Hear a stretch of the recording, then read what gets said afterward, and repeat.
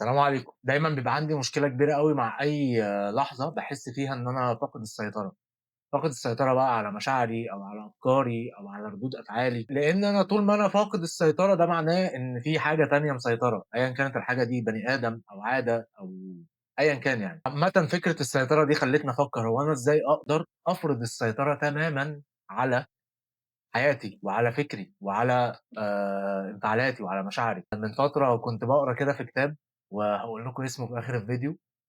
الكتاب ده كان بيتكلم في نظرية بيقول لك إن هي هتخلّيك تعيش حياة سعيدة وسط كل حاجة حواليك مش سعيدة، هيخلّيك تتحكم في انفعالاتك وأنت كل حاجة حواليك بتخلّيك منفعل.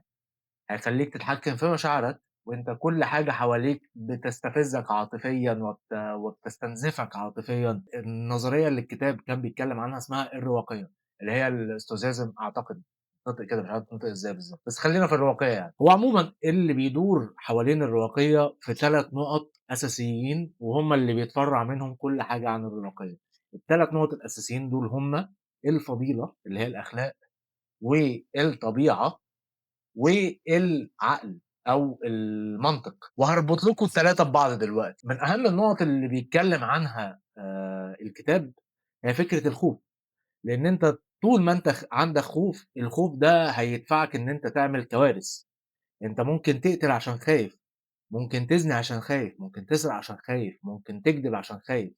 فدايمًا النتيجة بتاعة الخوف دي بتبقى حاجة كارثية مؤذية ليك ومؤذية للي حواليك. وأساس تحكُّم فكرة الخوف ده هو بيقول لك إن أنت دايمًا بتبقى خايف من إن أنت حاجة تأذيك، مع إن أنت ما فيش حاجة بتأذيك غير في اللحظة اللي أنت بتقرر إن هي تأذيك.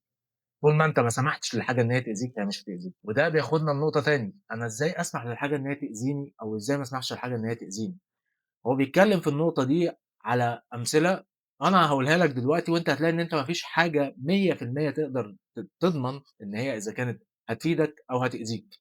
يعني مثلًا الفلوس الكتيرة، الثروة، هل الثروة الكتيرة دي خير والّا شر؟ ما تقدرش تضمن. ممكن لواحد تبقى خير وممكن لواحد تبقى شر عنف. الشهرة ممكن لواحد تبقى خير وممكن لواحد تبقى شر، وممكن لواحد تبقى بين البينين يعني مش خير ومش شر. الموت ممكن يكون لواحد خير وممكن يكون لواحد شر. المرض ممكن يكون لواحد خير برضه وممكن يكون لواحد شر. ففكرة تصنيف الحاجات دي أو إن أنت تصنّف الحاجة إذا كانت خير أو شر ده كلّه حاجة في مُخّك، في دماغك أنت. النظرة اللي بتبُصّها للحاجة دي مش نظرة مضمونة بنسبة 100% يعني. طيب أنا إزاي أقدر أحسّن تصنيفي للحاجات دي أو أحسّن حُكمي على المواقف اللي باتعرّض لها في حياتي أو المواقف اللي باشوفها قُدّامي؟ وهنا بقى ييجي الدور بتاع العقل أو المنطق. يعني سبحان الله العقل ده يعني العقل زينة فعلًا. العقل ده من أغرب الحاجات اللي ربنا خالقها فينا كبني آدمين وعلى الأرض عمومًا. العقل ده هو الميزان اللي بين جسمك، يعني أنت كبني آدم بتتكوّن مثلًا من جسد، وبتتكوّن بين نَفْس، وبتتكوّن من عقل. العقل ده هو الميزان اللي بيحكم بين الجسد وبيحكم بين النَفْس. جسمك ليه احتياجات كتيرة جدًا، أنت بتحتاج تنام، لو ما نمتش ممكن تموت، محتاج تاكل، لو ما أكلتش ممكن تموت.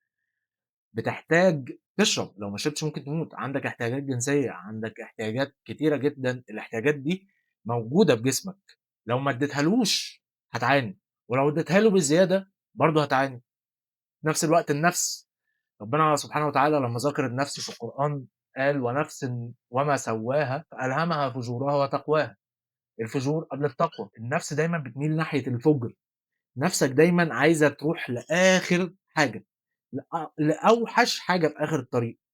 وما بتشبعش، لا نَفْسك بيشبع ولا جسمك بيشبع، أنت لا عمرك هتشبع نوم ولا عمرك هتشبع أكل ولا عمرك هتشبع شُرب، غير لو أنت مُخّك قال stop كفاية، ما بتشبعش. فالميزان اللي في النُص هو المُخ، المُخ ده لو تلف نظرتك لكل حاجة هتبوظ، أنت هتفقد السيطرة، هتبقى السيطرة دي راحت ناحية جسمك، وفي الحالة دي أنت هتفضل عايش بتحاول تلبّي احتياجات جسمك ومش عارف إن هو ما بيشبعش، أو هتروح ناحية نَفْسك وهتفضل بتحاول تلبّي احتياجات نَفْسك وما بتشبعش ودايمًا عايز أكتر. فأساس الرواقية هنا، هو بيقول لك إن أنت في العالم ده من أول ما بتتولد لحد ما بتموت أنت فاقد السيطرة على كل حاجة إلا حاجة واحدة بس، أنت ومُخّك وفكرك. أنت لا عارف بُكرة هيحصل فيه إيه، ولا قادر تتحكم في بصّتك للماضي، ولا قادر تعرف هتكسب كام، ولا قادر هتعرف أنت إيه المشاكل اللي هتواجهك في حياتك وهتحلها إزاي أو هتحلها والّا لأ.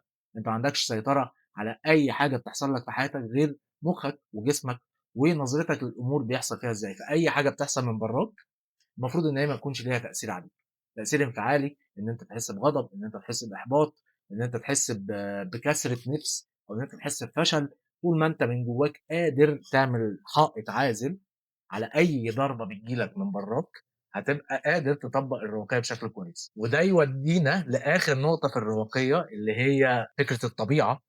إن أنت كبني آدم موجود في الدنيا دي كجزء من عالم كبير جدًا، ولازم تأدّي واجبك في العالم ده. أنت بتشوف الحيوانات بتصحى الصبح بتعمل واجبها، النباتات بتصحى الصبح بتعمل واجبها، وأنت كبني آدم أنت مش جاي الدنيا عشان تنام وتفخّد وتقعد وما تعملش حاجة وتتبسط وتلبّي كل السعادة اللي أنت بتدوّر عليها وكل الكلام ده.